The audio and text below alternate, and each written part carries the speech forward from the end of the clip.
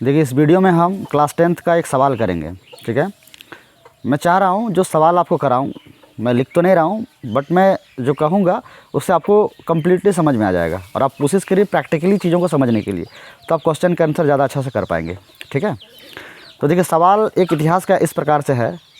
Corn law के समाप्त करने के बारे में ब्रिटिश सरकार के फैसले का संक्षिप्त में वर्णन करें, ये आपको सवाल आता है।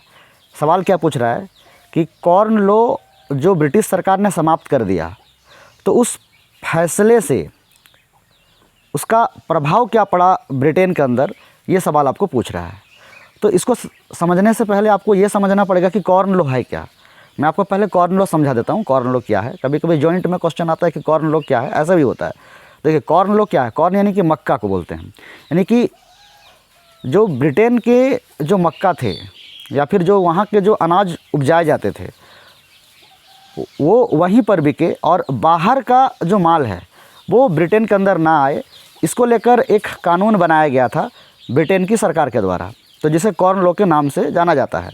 परिभाषित करेंगे तो इस टाइप से आप लिखिएगा, ब्रिटेन के बड़े भूस्वामियों, बड़े ज़मींदारों के हितों को ध्यान में रखते हुए बाहर से आने वाले खाद्य पदार्थों पर पाबंदी लगा दी गई थी, जिसे कॉर्न लॉ के नाम से जाना जाता है।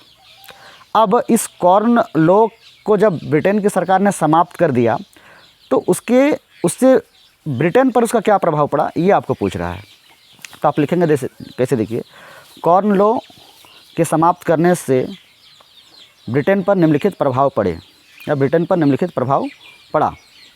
पहला नंबर देखिए, कॉर्न लॉ जैसे समाप्त कर दिया गया तो पहला नंबर पॉइंट, विदेशों से माल आने लगा, पहला। दूसरी बात, जब विदेशों से माल आने लगी तो स्वाभाविक है खाद्य पदार्थ की कीमत घट गई, दूसरा प्रभाव, खाद्य पदार्थों की कीमत घट गई। तीसरा प्रभाव क्या है, जब खाद्य पदार्थों की कीमत घट गई तो उसका उपभोग भी ब्रिटेन के लोगों के द्वारा बढ़ गया, यानी कि खाद्य पदार्थों का उपभोग बढ़ गया, ये तीसरा प्रभाव है। चौथा प्रभाव ये है कि वहाँ के जो बड़े ज़मींदार थे, बड़े भूस्वामी थे, इनके यहाँ जो काम करते थे कृषक मजदूर, वो बेरोज़गार होने लगे। स्वाभाविक है कि उनका जो उत्पादन है उसके अनुरूप उनको अगर कम मूल्य मिल रहा है तो वहाँ के लोगों को तो वो रखेंगे नहीं काम पे, तो कृषक मजदूर बेरोज़गार हो गए। ये हमारा चौथा हुआ। पांचवा क्या है, जब कृषक मजदूर बेरोज़गार हो गए तो काम के लिए तो यहाँ वहाँ पलायन करेंगे ही। तो पाँचवा नंबर हमारा पॉइंट होगा कि ब्रिटेन के कृषक मजदूर पलायन करने लगे रोज़गार के लिए। तो इस तरह से आप लिख सकते हैं, कॉर्न लॉ समाप्त करने के बारे में ब्रिटिश सरकार के फैसले का निम्न प्रकार से प्रभाव पड़ा ब्रिटेन के अंदर में, ठीक है।